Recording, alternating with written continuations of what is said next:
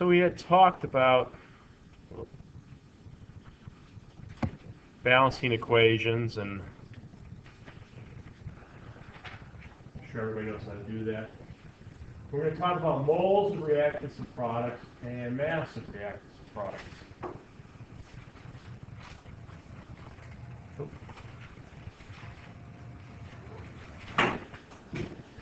So when we look at a chemical equation, here we have two molecules of carbon monoxide reacting with one molecule of oxygen to give us two molecules of carbon dioxide.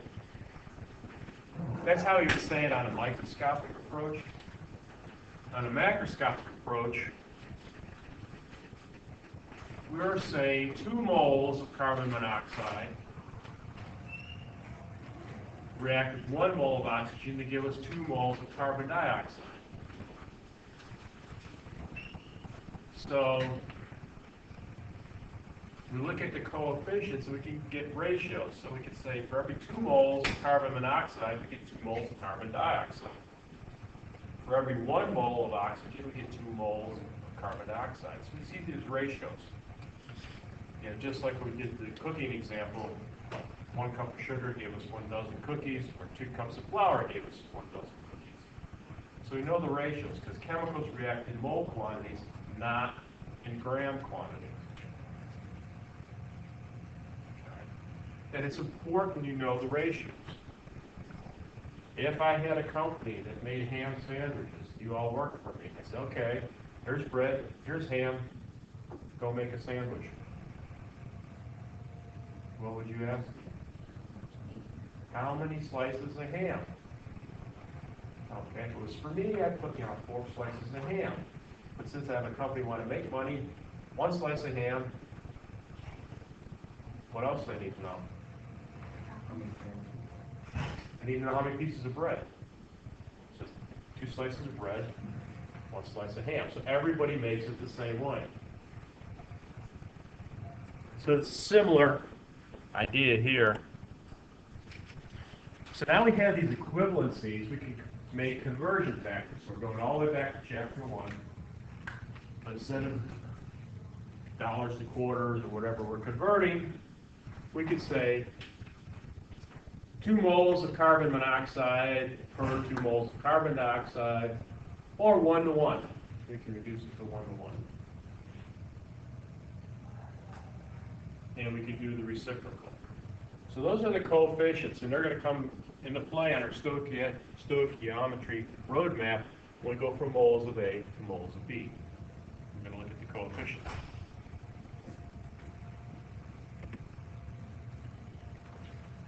So if we look and say, oh, we're not starting with 2 moles, we're going to start with 3.82 moles of carbon monoxide. So where we start, 3.82 moles, we're going to go from moles of A to moles of B.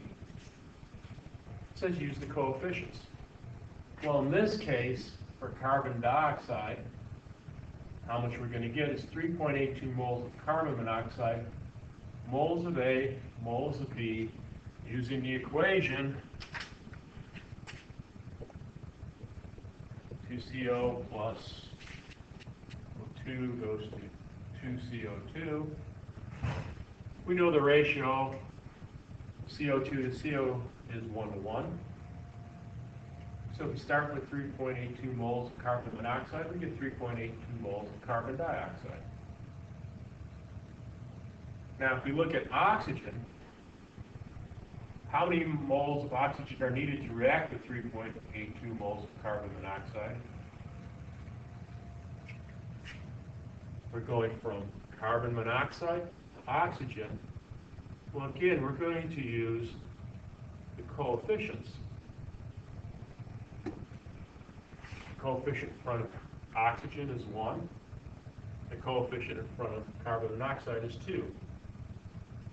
So how many moles of carbon monoxide do we need? 1.91. So it's 3.82 divided by 2. Okay?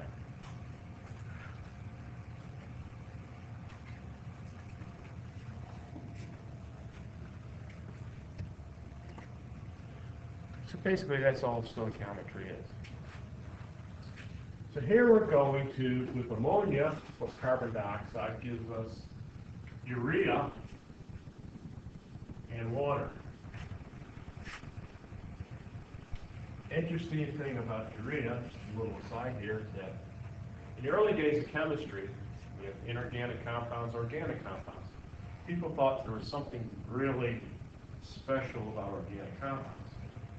There's some special life force because we're all made up of organic chemicals, and there's no way you can synthesize an organic chemical from inorganic chemicals because there's some little magical, mystical barrier between the two. Until Frederick Wohler did this reaction, and he made urea, which is an organic compound.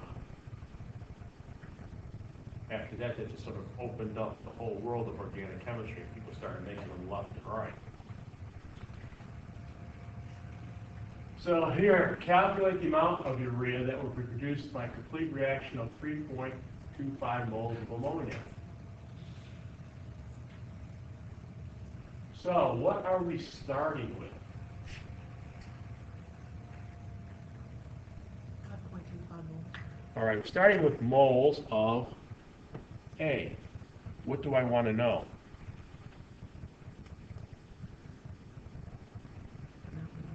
Amount of urea. So an amount is what? Grams. So I'm going to go to grams of B. Because urea is different than ammonia. I'm going to start with the 5.25 moles of ammonia. According to my roadmap, where do I have to go next?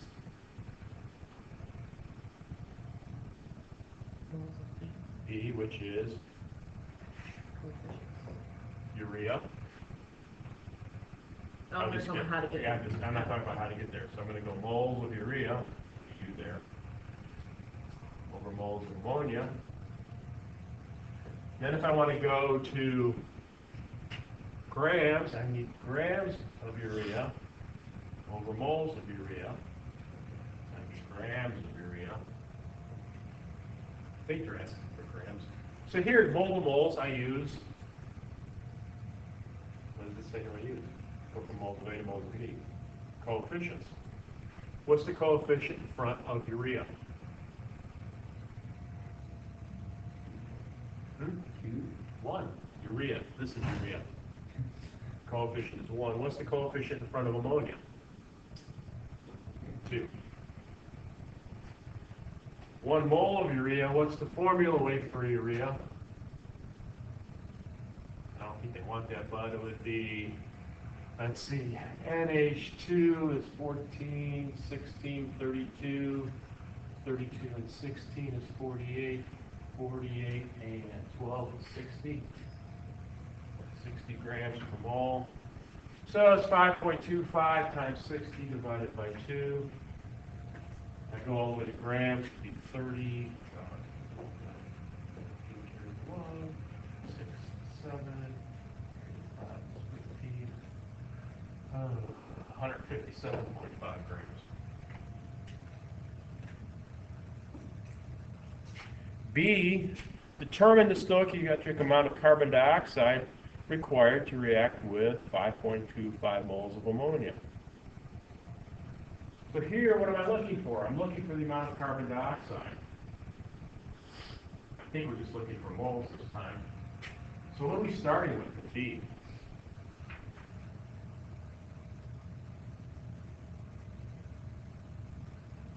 What do we know in B? Again, 5.25 moles of ammonia.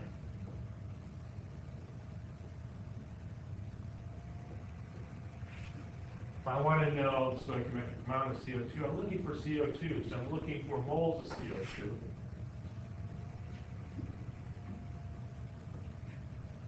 So here I'm going to go moles of CO2 for moles of NH3. Again, I'm going to use the coefficients. What's the coefficient in front of CO2? What's the coefficient in front of ammonia?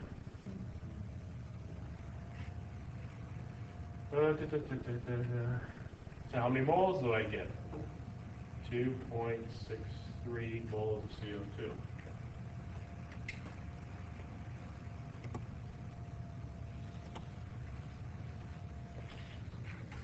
Yeah, they stop with moles in the first one too. So you get 2.63 in both cases. So now you know how they go together in molar quantities.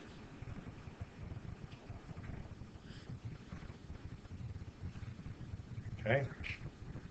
Questions? Yes.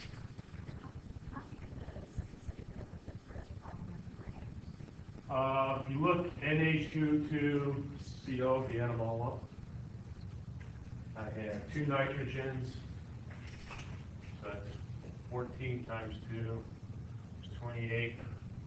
I have 4 hydrogens, 1 times 4 is 4. I have 1 carbon, 1 times 12 is 12, and 1 oxygen, 1 times 16 is 16. 12, 8, 20, 32, 4, 5, 6.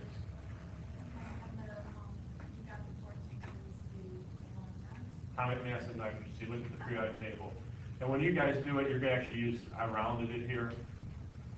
You're going to actually use nitrogen 14.01, hydrogen 1.008, carbon 12.01, oxygen 16. It's a lot faster for me to do it if I just round out in class.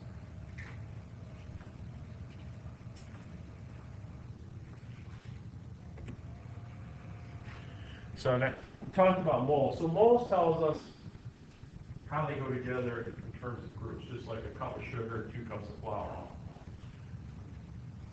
And again, I think I did it in this class. Well, if you go into the kitchen and you don't have a measuring cup, but you have a scale, and you know a cup of sugar weighs 200 grams, a cup of flour weighs 100 grams, you can get the equivalence by weight, which is essentially what we're doing between moles of A and grams. That's how we actually do chemistry, because we can't measure out moles, we can measure out grams.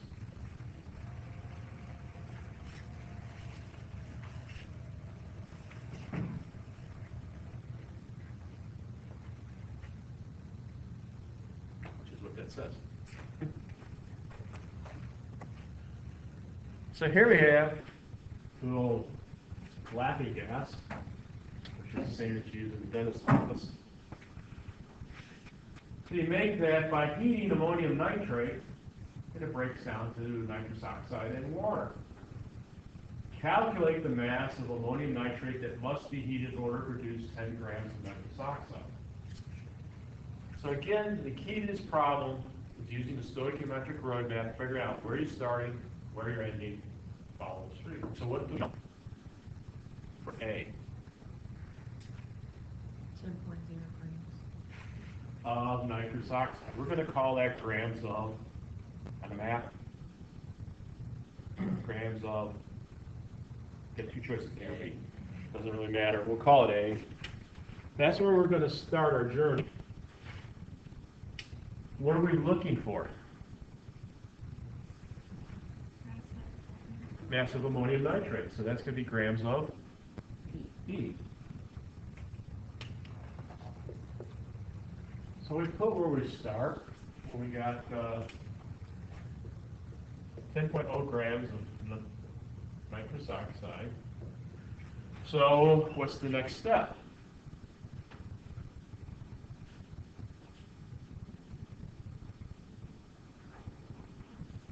Divide by the mole mass, but we're going to moles, right? Moles of N2O over grams of N2O. So what's on the top goes to the bottom. So now we're at moles of A. We got to go to. We can't go to grams of B for moles of A. We have to go to moles of B. So that would be moles of ammonium nitrate over moles of nitrous oxide. And then finally, we're going to go to grams of B, which would be grams of ammonium nitrate over moles ammonium nitrate.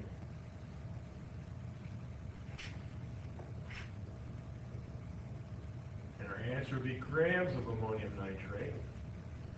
Everything else cancels. So 1 mole of nitrous oxide weighs how much? 28, 16, 44. Right, just added up 2 nitrogens and an oxygen. Moles to moles, what am I going to use? What does the map say to use? What are the coefficients in front of each?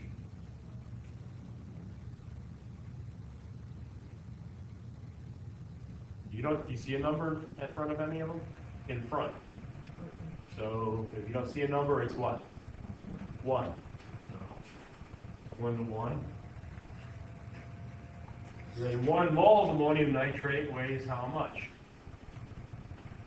28, 16, 48, 4, 16, 20, 32, 80. So now you have all the numbers and you're just plugging and chugging. So it'd be 10 times 80 divided by 44. So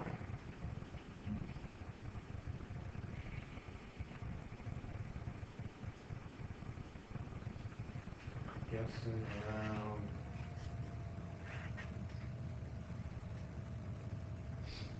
18. What? 2. Really not too bad.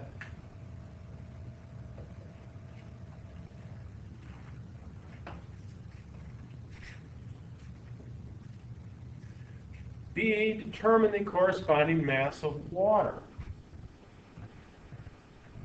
So this is A. So B, we're starting again with what? 10.0 grams nitrous oxide. And we're looking for grams of water, so it's the same path except we have a different B. B this time is water. So we're going to go to moles of N2O, grams of N2O. Now we're going, instead of moles of ammonium nitrate, we're going to moles of water.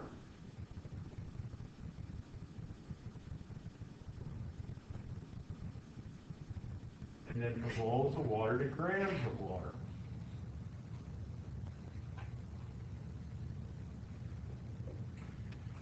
So we go from moles of nitrous oxide to moles of water. What are we going to use?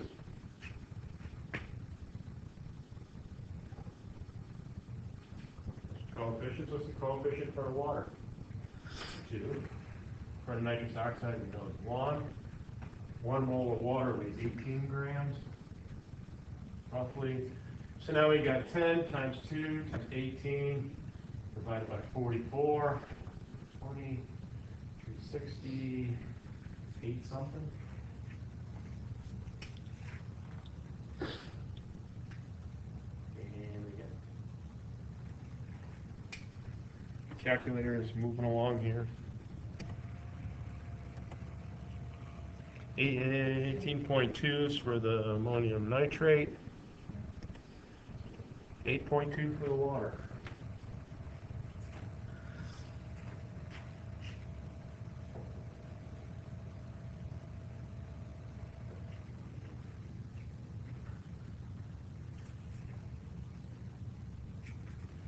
Questions? Again, it's something that takes some practice. Use the roadmap, follow it step by step.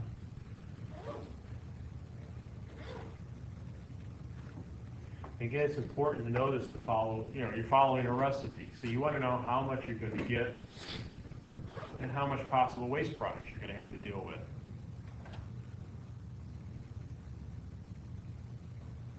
Just like your cookie recipe, if you want to make 3 dozen cookies, you need to know how much. You just can't throw sugar, flour, and eggs and just haphazardly in there, you gotta know how much you're gonna get.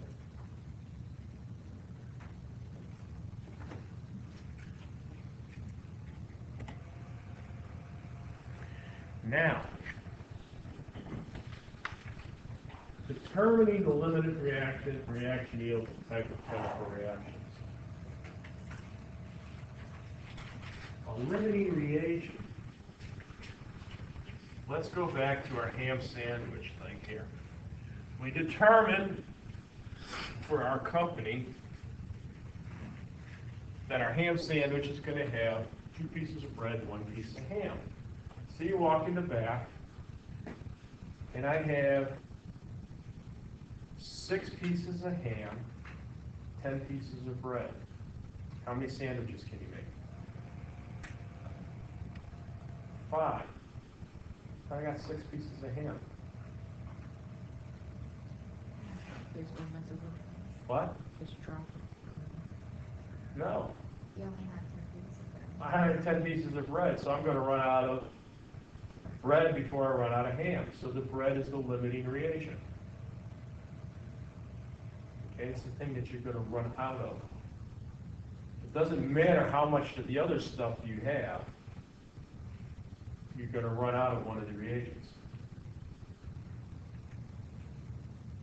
Just like if you have, back to baking, 2 cups of flour, 1 cup of sugar. Well, if you only have 2 cups of flour, it doesn't care if you have a ton of sugar. You can only make a dozen cookies because you're going to run out of flour.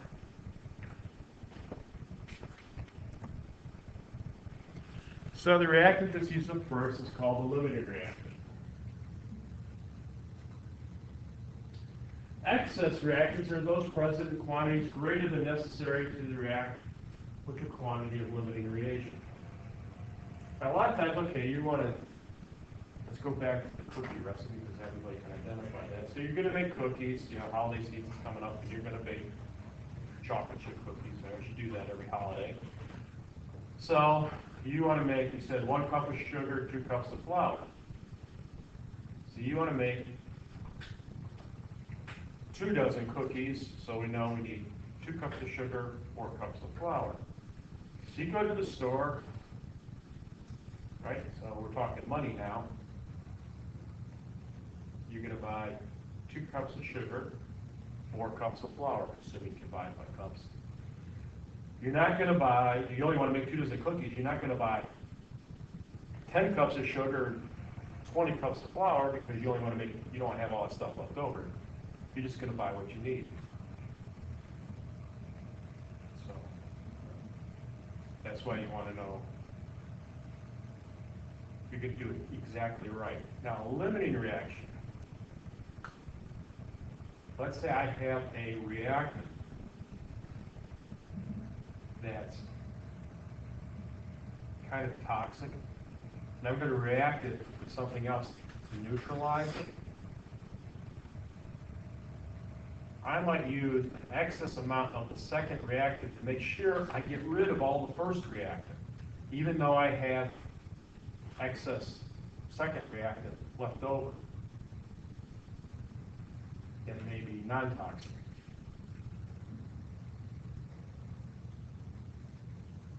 Okay, so if I'm going to neutralize acid, hydrochloric acid, corrosive, eats away your skin and that. And I'm going to neutralize it with sodium bicarbonate, baking soda. I want to make sure I use enough sodium bicarbonate that I get rid of all the hydrochloric acid. If I have leftover baking soda, who cares? Wash it right down the drain. Okay? I don't want to have leftover hydrochloric acid. So in that case, I want to use excess reactants. So here I have carbon monoxide and hydrogen reacting to give us methanol. Well, it reacts 1 to 2 to 1. If we have 5 moles of carbon monoxide and 8 moles of hydrogen, which one is the limiting reactant?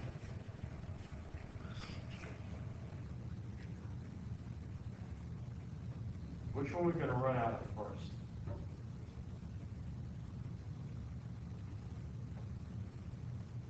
Why? Why hydrogen? It's each reaction ClH2 is up to hydrogen. Right. Each mole of carbon monoxide uses up 2 moles of hydrogen. So if we had 5 moles of carbon monoxide, I would need 10 moles of hydrogen, but I only have 8. So I'm going to run out of hydrogen before I run out of carbon monoxide.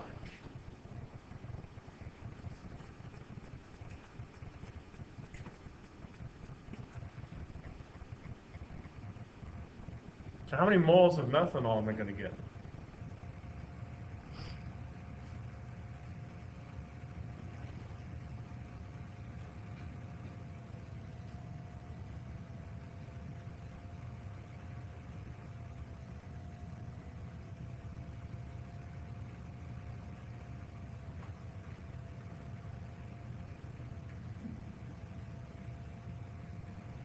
Which one are we running out of first? Hydrogen. So what's the relationship between hydrogen and methanol? Each methanol requires how many hydrogens? 2. So if I have 8 hydrogens, how many methanols can I get? 4. There you go. Right, moles of A, moles of B. So if maximum I can have is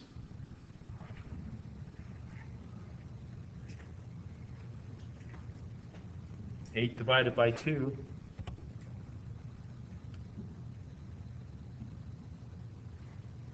So what this says here is hydrogen is the limiting reactant. So if I was hoping to make 10 moles of methanol, I was going to be disappointed if I ran out of hydrogen.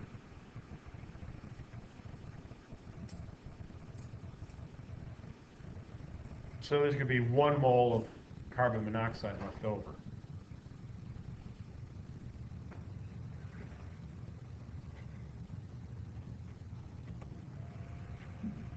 Here we go. Good old Alka-Seltzer contains aspirin, sodium bicarbonate, and citric acid. So you have sodium bicarbonate and citric acid react to form carbon dioxide gas, among other products. And there is the whole reaction. I'm going to write it down on the board.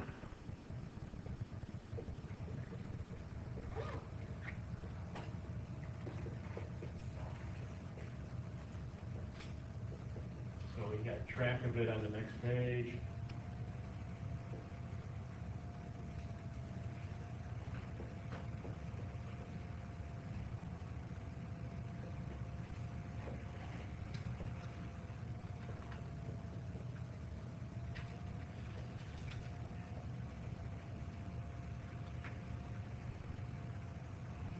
Okay, this is citric acid.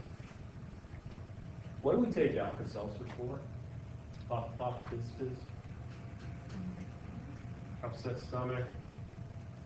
Upset how? Acid reflux, heartburn. So to get rid of acid, I need to neutralize it usually with the base. Sodium bicarbonate works well, baking soda. But you notice in this formulation, what do I have in there? Not only do I have sodium bicarbonate, but I have what? I have citric acid. Does that make sense, putting an acid into a medicine to relieve, to neutralize an acid?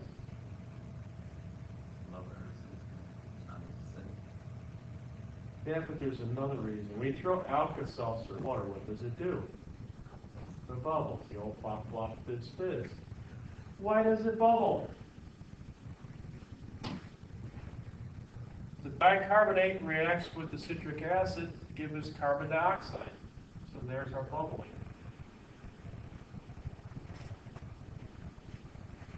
So what else is going on here? So it contains 1.70 grams of this.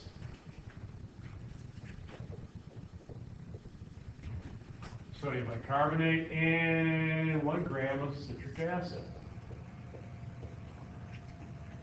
Which ingredient is the limiting reactant? Well, two ways you can approach this is start with one of them and go through and see how much of the other one you would need. So it would be grams of A to grams of B. Which one do you want to start with?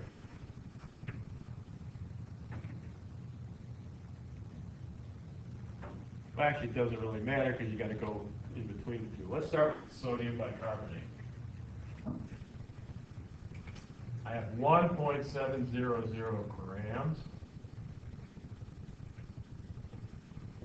Where am I going next on my roadmap?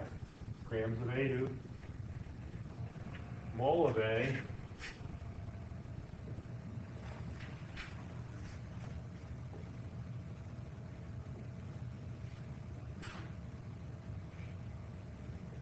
So then I go from mole of A to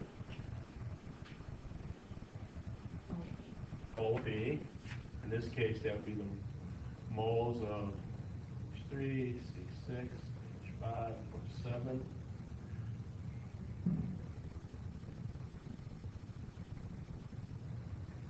Then I go from mole of B to grams of B.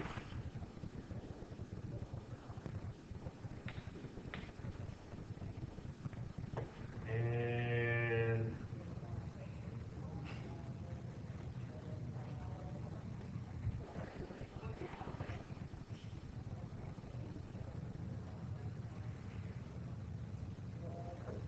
right now, I'm going to let you guys figure that out.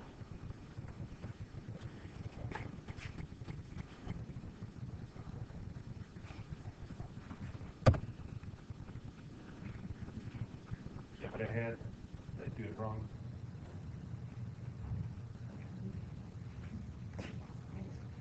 Moles of moles. What am I going to have here? The coefficients. 1 to 3. And 1 mole of citric acid weighs how much roughly? 192.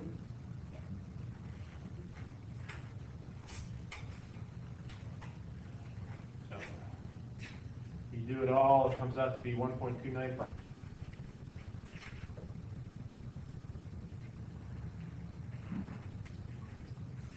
So if you look at this, to react with the 1.700 grams of sodium bicarbonate, I needed how much citric acid?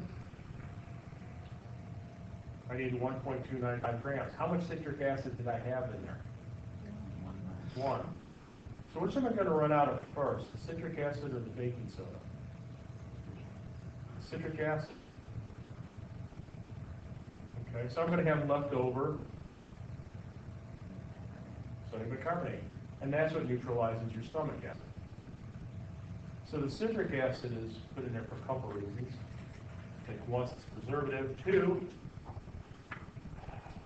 citric acid is found in, besides Alka-Seltzer, fruits, oranges, citrus fruits. So it gives Alka-Seltzer that citrusy flavor. Sort of. Sort of. Plus it also gives you that fizz, which makes you think it's working more efficiently than it is. Now if you have an upset stomach, and you don't have Maalox, Tums, Alka-Seltzer, but you have baking soda, just put a teaspoon in a glass of water and swallow it. It will take care of your heartburn real fast, and you'll burp like crazy. A lot of CO2 being generated. So the second part of it, okay, what mass of the excess reactant left over?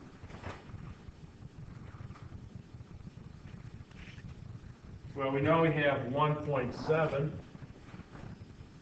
grams of sodium bicarbonate.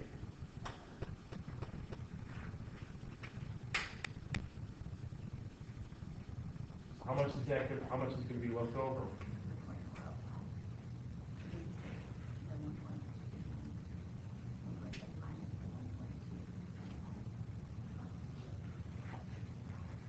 We go on to the second part.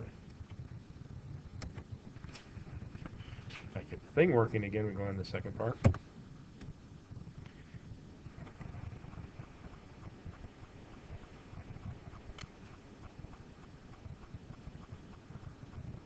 citric acid is the limiting. B, now they did it in moles.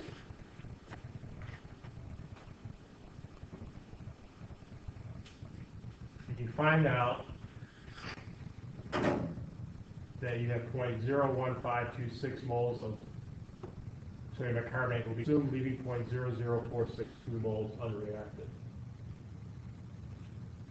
All right, if we go back and look at the previous slide, they converted both of those to moles.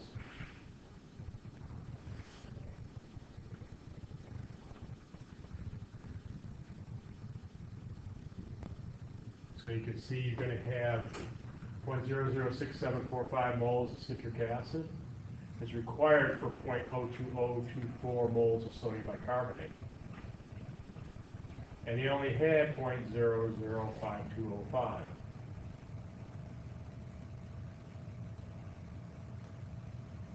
Citric acid is limiting.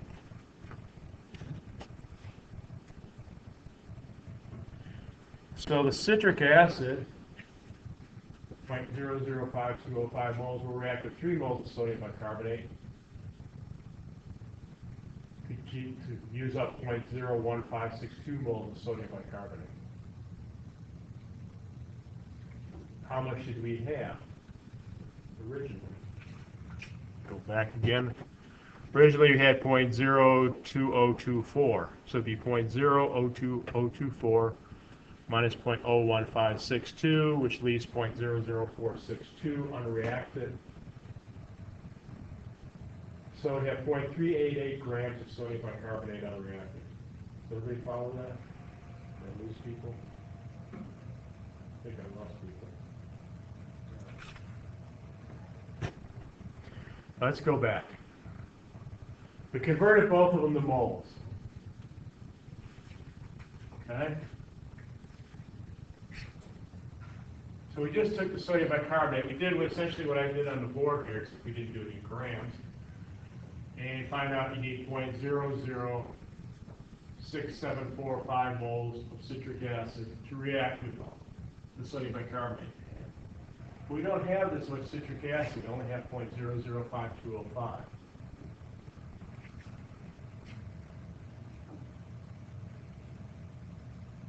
So we had citric acid is going to be used up with the sodium bicarbonate.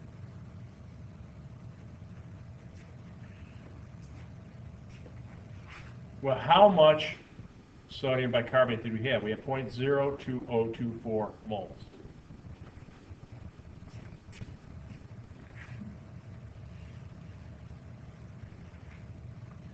So the sodium bicarbonate 0.02024 moles.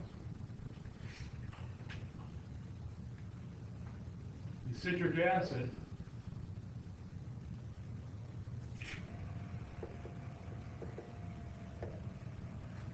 0.005205 moles is what we had. So how much of that would react with the citric acid? Now we're going with the sodium bicarbonate. We're going from moles of A to moles of B. So we're going to have 0.005205 moles of citric acid going to moles of sodium bicarbonate over moles of citric acid using the coefficients, and it was 3:1.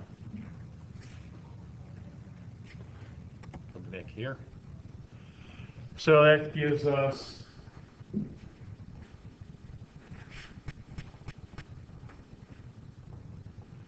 0.01562 moles of NaHCO3. That's how much the citric acid is reacting. So how much sodium bicarbonate is left over? This is how much we have here.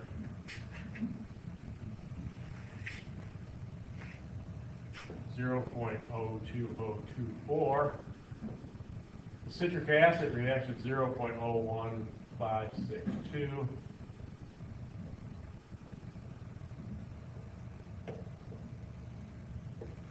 Which gives us 0.00462 moles of sodium bicarbonate left. So that's how much we have left. How much is that in grams? Well, now we're going moles of A. The grams of A multiplied by the molar mass, and we have 0.388 grams.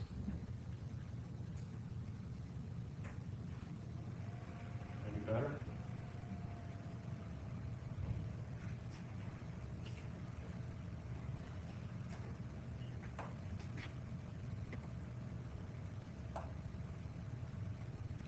How much carbon dioxide is used or made? Well, the limiting reagent, yes.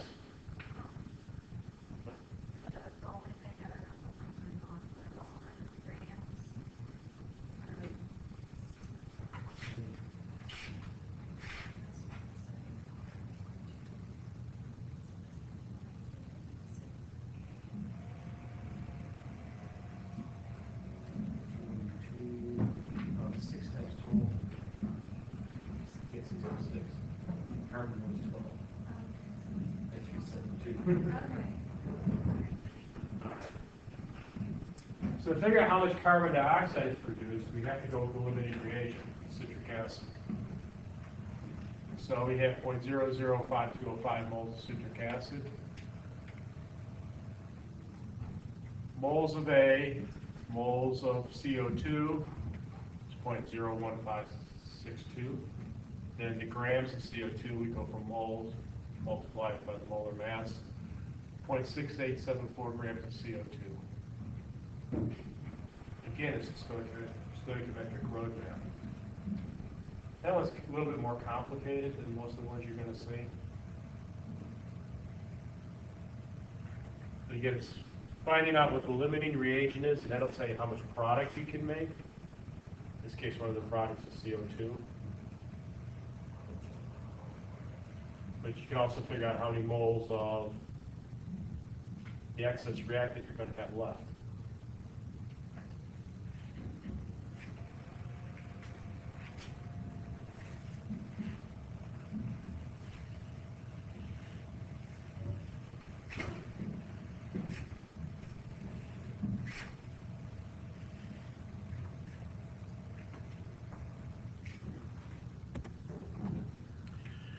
So when we do these calculations, grams of A to grams of B, we're calculating what's called the theoretical yield. That is the most you can get. However, in practice, when you go into the lab or you go into the manufacturing plant, you don't get that. You lose material. It gets stuck in the machinery. You spill something. Something gets caught somewhere. So the theoretical is the maximum you can get.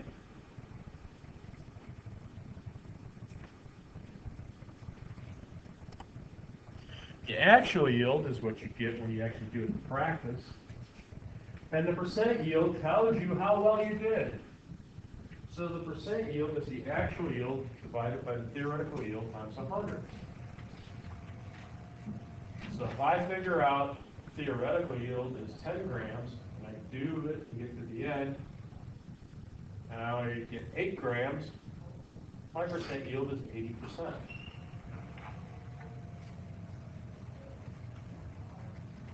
So would you think a 90% yield is pretty good? Not? Well, in a drug company, when you're making a drug, it's not done in one step, it could be several steps. So if you think of 5 steps, which each one has a 90% yield,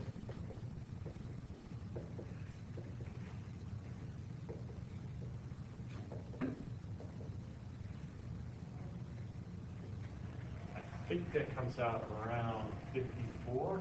If you do it.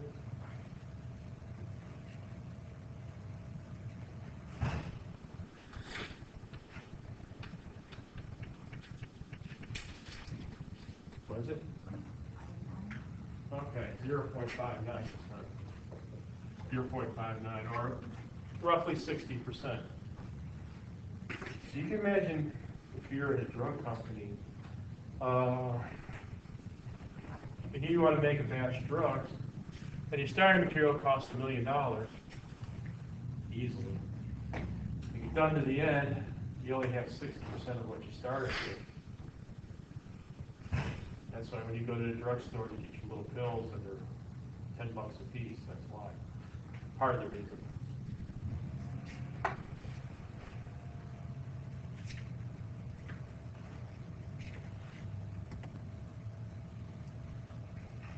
So aspirin, acetyl salicylic acid, is produced by the reaction of salicylic acid and acetic anhydride according to that reaction. So here we have a certain synthesis. We're going to combine 104.8 grams of salicylic acid, 110.9 grams of acetic anhydride, and we get 105.6 grams of aspirin.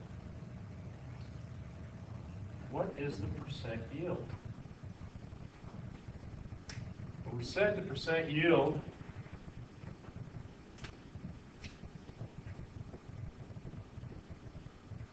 is the actual yield divided by the theoretical times 100. So, what's the actual yield? 105.6 grams.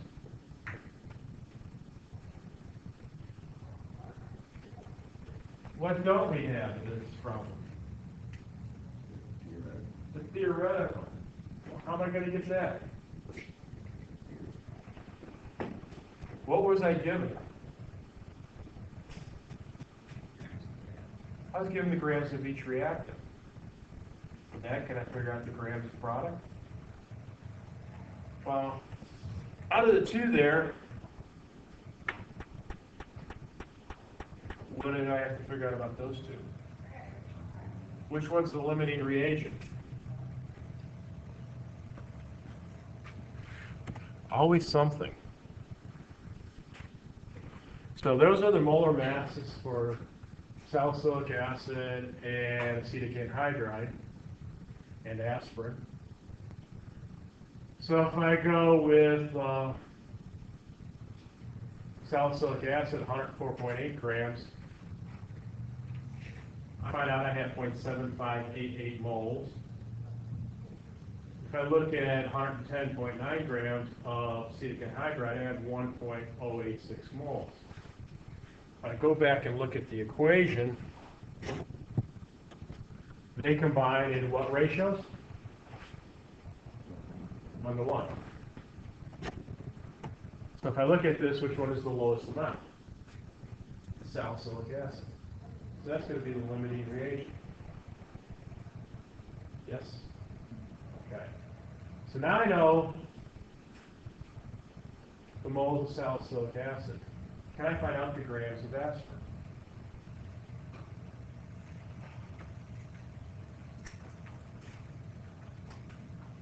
So I have 0.7588 moles salicylic acid. Where do I want to go from there?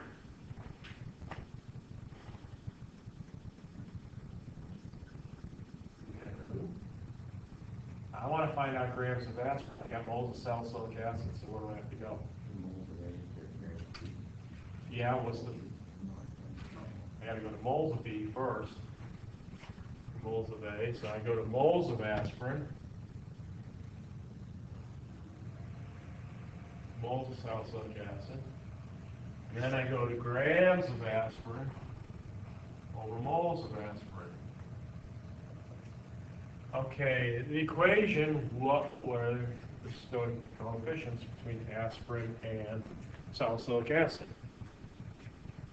Go back and look at it. 1 to 1. That makes things nice and easy, he says. 1 mole of aspirin weighs how much? 180.15. So it's 0.7588 times 180.55.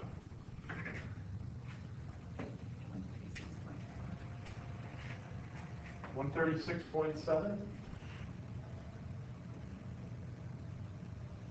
That's our theoretical yield. So now I can come back to this equation, and 136.7, 105. Now I got 105.6 divided by 136.7 times 100, which is 77.25. Okay. Take your word for it.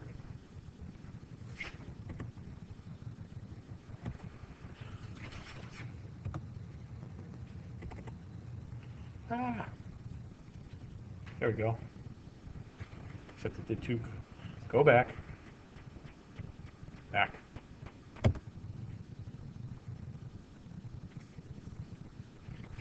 There we go.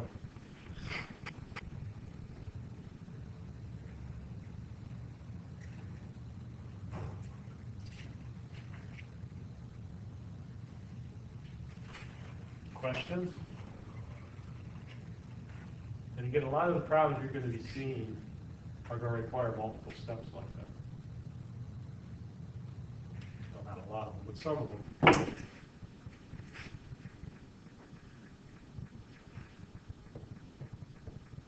Another little aside here. This is acetyl salicylic acid. Reacted with, I'm going to use acetic acid.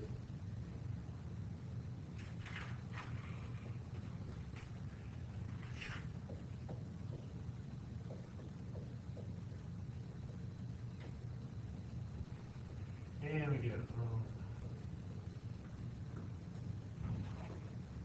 This is acetyl salicylic acid. This is aspirin. But if I go in the other direction and react it with methanol,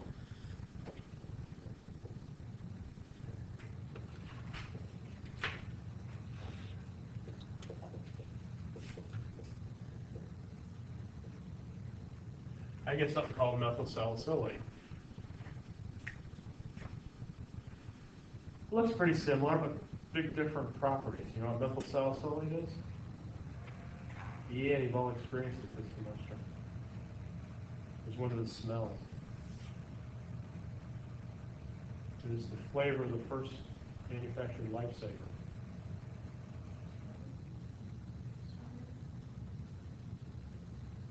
There's a trivia question for you. If anybody ever asked you what was the first flavor of lifesaver, they were white. Wintergreen. That's oil of wintergreen. See, all smelled it when we did the smell experiment.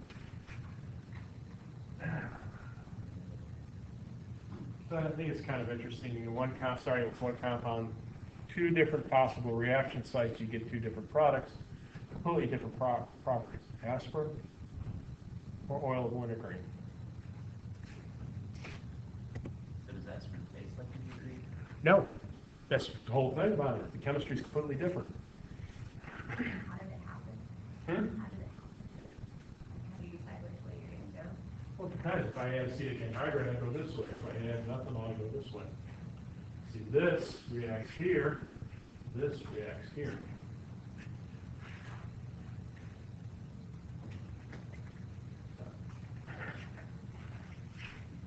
I just think that's kind of interesting. Salicylic acid was the first natural pain reliever.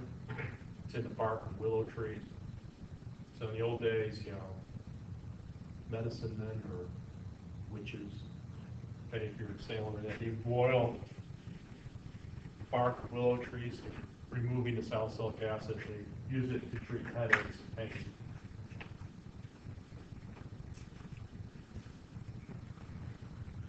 So now we're going to talk about, actually I think I'm going to hold off on this until next time. So.